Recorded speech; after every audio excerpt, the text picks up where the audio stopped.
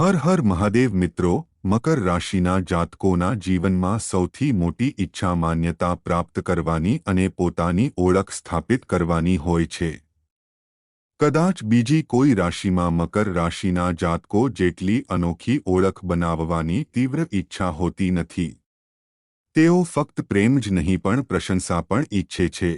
તેમને થોડી પ્રશંસા પણ આપો અને તમે જોશો કે તેઓ તમારા માટે ખૂબ જ હદ સુધી જાય છે. આ ગુણ તેમનામાં ઊંડે સુધી મૂળ ધરાવે છે અને તેમનો શાસક ગ્રહ શનિ છે. જે ક્ષણે તેઓ તેમના અનન્ય ગુણોને ઓળખે છે, જે ક્ષણે તેઓ તેમની સાચી ક્ષમતાઓ અને તેમના માટે શું નક્કી છે તે સમજે છે, તેમની સફળતાને કંઈ રોકી શકતું નથી. મિત્રો, મકર રાશિ રાશિની 10મી રાશિ છે, જે કર્મ અને વ્યાવસાયિક પ્રયાસોનું પ્રતિનિધિત્વ કરે છે. તેમના કાર્ય દ્વારા તેઓ એવી વસ્તુઓ પ્રાપ્ત કરે છે જે થોડા લોકો કરી શકે છે. મકર રાશિના જાતકોને જીવનમાં ફક્ત તે પ્રારંભિક ધક્કો જોઈએ છે. એકવાર તેઓ તે મેળવી લે છે, તેઓ ક્યારેય પાછળ વળીને જોતા નથી. તેમને ફક્ત શરૂઆતની જરૂર છે. મિત્રો, શનિ હાલમાં વક્રી છે. તમારો શાસક ગ્રહ વક્રી ગતિમાં છે અને તમારા ત્રીજા ઘરમાં સ્થિત છે. તે વક્રી થઈ ગયો છે અને 11 ડિસેમ્બર સુધી તે રહેશે. 12 ઓગસ્ટથી 28 ઓગસ્ટ સુધીનો સમયગાળો બધા મકર રાશિના જાતકો માટે મહત્વપૂર્ણ છે. આનું કારણ એ છે કે 2 ગ્રહણ, એક સૂર્યગ્રહણ અને એક ચંદ્રગ્રહણ થવાનું છે. 15 દિવસના સમયગાળામાં 2 ગ્રહણ મોટા પરિવર્તનનો સમય દર્શાવે છે. જો તમે ઇતિહાસ પર નજર નાખો તો જ્યારે પણ એક પખવાડિયામાં 2 ગ્રહણ થયા છે, ત્યારે કંઈક મહત્વપૂર્ણ બન્યું છે. આવા સમય દરમિયાન વિશ્વમાં અનિવાર્યપણે મોટી ઘટનાઓ બને છે. આ સમયગાળો એટલો જ મહત્વપૂર્ણ છે. તમે દલીલ કરી શકો છો કે આ ગ્રહણો ભારતમાં દેખાશે નહીં. મિત્રો, જો તે દૃશ્યમાન ન હોય તો પણ ગ્રહણો થઈ રહ્યા છે. સૂર્ય અને ચંદ્ર ગ્રહણમાંથી પસાર થઈ રહ્યા છે. ખાસ કરીને રાહુ અને કેતુ દ્વારા ગ્રહણ થઈ રહ્યા છે. મિત્રો, આ વખતે થનારું સૂર્યગ્રહણ પૂર્ણ સૂર્યગ્રહણ છે.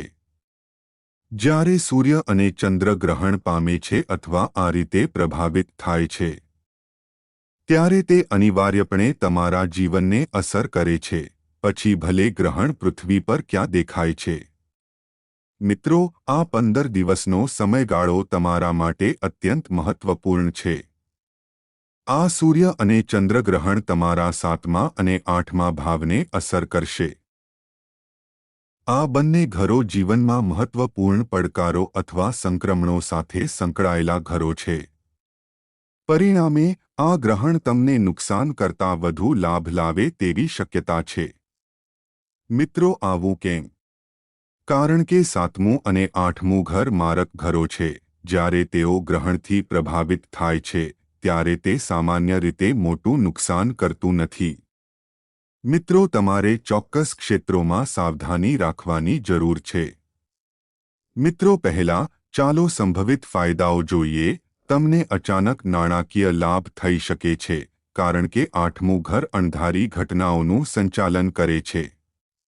તમે અચાનક નાણાકીય નફો જોઈ શકો છો, કદાચ લોટરી, સટ્ટાબાજી અથવા અગાઉના રોકાણ દ્વારા.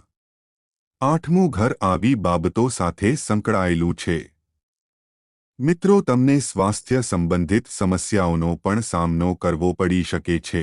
આ 15 દિવસ દરમિયાન હાલની બીમારીઓ અથવા સ્વાસ્થ્ય સમસ્યાઓ વધુ ખરાબ થઈ શકે છે. મુશ્કેલીઓ અને પડકારો વધી શકે છે. તેથી તમારે સાવચેત રહેવાની જરૂર છે. વધુ ઝડપે વાહન ચલાવવાનું ટાળો. આ 15 દિવસના સમયગાળા દરમિયાન ઝડપથી વાહન ચલાવશો નહીં. પાણીના સ્ત્રોતોથી દૂર રહો, કારણ કે કેતુનો પ્રભાવ સક્રિય રહેશે. સકારાત્મક નોંધ પર, આ તમારા પ્રેમ જીવન માટે ઉત્તમ સમય છે. નવા સંબંધો બનશે. જો તમે સિંગલ છો તો તમારા જીવનમાં કોઈ નવી વ્યક્તિનો પ્રવેશ થઈ શકે છે અને એક નવો સંબંધ વિકસી શકે છે. મિત્રો, જો તમે પહેલાથી જ કોઈ સંબંધમાં છો તો વધુ પડતા માલિકી ભાવ ન રાખવાનું ધ્યાન રાખો. તમારા જીવનસાથી પર વધુ પડતી શંકા ન કરો, નહીં તો સમસ્યાઓ ઊભી થશે.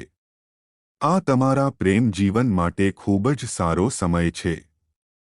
કોઈ જૂનો મિત્ર અથવા તો કોઈ ભૂતપૂર્વ જીવનસાથી તમારા જીવનમાં ફરીથી પ્રવેશ કરી શકે છે. ભૂતપૂર્વ સાથેનો તમારો સંબંધ નવેસરથી શરૂ થઈ શકે છે, જે તમારા જીવનમાં નોંધપાત્ર પરિવર્તન લાવશે. ઘણા સમય પહેલા સમાપ્ત થયેલ બંધન ફરીથી જાગૃત થઈ શકે છે અને નવેસરથી શરૂ થઈ શકે છે. આ તમારા પ્રેમ જીવન માટે ઉત્તમ સમય છે. આ વિદ્યાર્થીઓ માટે પણ ખૂબ જ અનુકૂળ સમયગાળો છે, જેઓ મોટા ફેરફારોનો અનુભવ કરશે અને શિક્ષણ પર ધ્યાન કેન્દ્રિત કરશે. જો વિદ્યાર્થીઓ પરીક્ષાઓ અથવા સ્પર્ધાત્મક પરીક્ષાઓની તૈયારી કરી રહ્યા હોય તો તેઓ સફળતા પ્રાપ્ત કરે તેવી શક્યતા છે. મિત્રો, લગ્નજીવનની વાત કરીએ તો 25 ઓગસ્ટથી 30 ઓગસ્ટ દરમિયાન યુગલોને તકરાર અથવા વધતા મતભેદનો સામનો કરવો પડી શકે છે. આ સમયગાળા દરમિયાન ખાસ કરીને સાસરિયા અથવા નાણાકીય બાબતોને લગતા વિવાદો ઊભા થઈ શકે છે. પૈસાની બાબતો અથવા તમારા જીવનસાથીના પરિવાર સાથે સંકળાયેલા મુદ્દાઓને કારણે તમે તમારા વૈવાહિક સંબંધોમાં તણાવ અનુભવી શકો છો. હકીકતમાં, તમારે 12 થી 30 તારીખ દરમિયાન તમારા લગ્નજીવનમાં સંયમ અને ધીરજ રાખવાની જરૂર પડી શકે છે.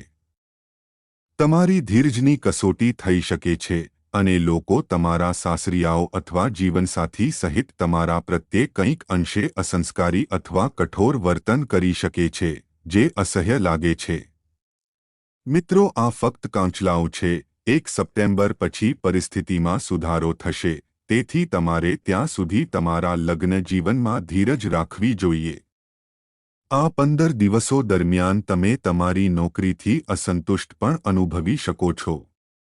સકારાત્મક નોંધ પર 15 ઓગસ્ટે ગુરુ ગ્રહનો ઉદય થશે, જે તમારા 11મા અને 3જા ભાવ પર તેની દ્રષ્ટિ મૂકશે. તમારા જીવનની વ્યસ્ત ગતિ ઓછી થશે અને 15 ઓગસ્ટ પછી તમે એક નવું સામાજિક વર્તુળ વિકસાવી શકો છો. તમે નવા મિત્રો બનાવી શકો છો. અને જે નવું સામાજિક વર્તુળ વિકસિત થશે તે તમારી સહાયક સિસ્ટમ બનશે. મકર રાશિના જાતકો માટે આ નજીકના ભવિષ્યમાં એક મહત્વપૂર્ણ સહાયક સિસ્ટમમાં વિકસિત થઈ શકે છે, કારણ કે ગુરુ તમારા 11મા ભાવ પર તેનું દૃષ્ટિકોણ મૂકે છે. સામાજિક વર્તુળો અને મિત્રતાનું સંચાલન કરતું ઘર. તમે બનાવેલા નવા મિત્રો તમને ફક્ત તમારા અંગત જીવનમાં જ નહીં પરંતુ તમારા વ્યાવસાયિક જીવનને આગળ વધારવામાં પણ મદદ કરશે. ટૂંકમાં, તમને સારા મિત્રો મળશે. ગુરુ ફક્ત તે જ આપે છે જે સારું અને સકારાત્મક છે, તેથી આ મિત્રતા ફાયદાકારક રહેશે અને એકલતાની લાગણીઓ અદૃશ્ય થઈ જશે. કેતુના પ્રભાવને કારણે તમે પહેલા લોકો અને તમારા સામાજિક જીવનથી અલગ અથવા કપાયેલા અનુભવ્યા હશો. અચાનક પરિસ્થિતિઓ તમારી વિરુદ્ધ કામ કરતી હોવાથી એકલતાનો અનુભવ કરશો. મિત્રો, હવે વસ્તુઓ તમારા પક્ષમાં આવશે. જીવન ધીમે ધીમે વધુ ગતિશીલ અને આકર્ષક લાગવા લાગશે. આ પરિવર્તન તમારા માટે ખૂબ મહત્વનું છે. જેમ મેં પહેલા કહ્યું હતું, મકર રાશિના જાતકોને ઘણીવાર દબાણની જરૂર હોય છે. આ નવા મિત્રો તે પ્રેરણા પ્રદાન કરશે, જે તમને જીવનમાં નવી શરૂઆત કરવાની મંજૂરી આપશે. મિત્રો, પરિવારના સભ્યો સાથે ચાલી રહેલા કોઈપણ મતભેદો અથવા વિવાદો 15 ઓગસ્ટ પછી ધીમે ધીમે ઉકેલાવાનું શરૂ થશે અને 28 ઓગસ્ટ સુધીમાં બાબતો તમારા પક્ષમાં નિર્ણાયક રીતે બદલાશે. તમે ઈચ્છો છો તે માન્યતા અને ખ્યાતિ પ્રાપ્ત કરી શકો છો, કારણ કે ગુરુ તમારા પ્રથમ ભાવ પર તેનું પાસું મૂકશે. તમે 31 ઓગસ્ટ પહેલા કંઈક મોટું કરી શકો છો. એક એવી સિદ્ધિ જે તમને નામ, ખ્યાતિ, દરજ્જો અને પ્રતિષ્ઠા લાવી શકે છે, કારણ કે ગુરુનું અત્યંત શુભ 7મું પાસું તમારા પ્રથમ ભાવ પર કેન્દ્રિત હશે. તમે કંઈક મહત્વપૂર્ણ કરવા માટે તૈયાર છો. તમે કંઈક એવું નોંધપાત્ર પ્રાપ્ત કરશો જે તમારી પ્રતિષ્ઠામાં વધારો કરશે. તમે ઈચ્છો તે માન્યતા પ્રાપ્ત કરી શકશો. મિત્રો, મકર રાશિના લોકો માટે આ મારું વિશ્લેષણ હતું. મને આશા છે કે આ વિડિયો તમારા માટે મદદરૂપ થયો હશે. જો તમને તે ઉપયોગી લાગ્યો હોય તો કૃપા કરીને ચેનલને સબસ્ક્રાઇબ કરો, લાઇક કરો, શેર કરો અને કોમેન્ટ બોક્સમાં હર હર મહાદેવ જરૂરથી લખો.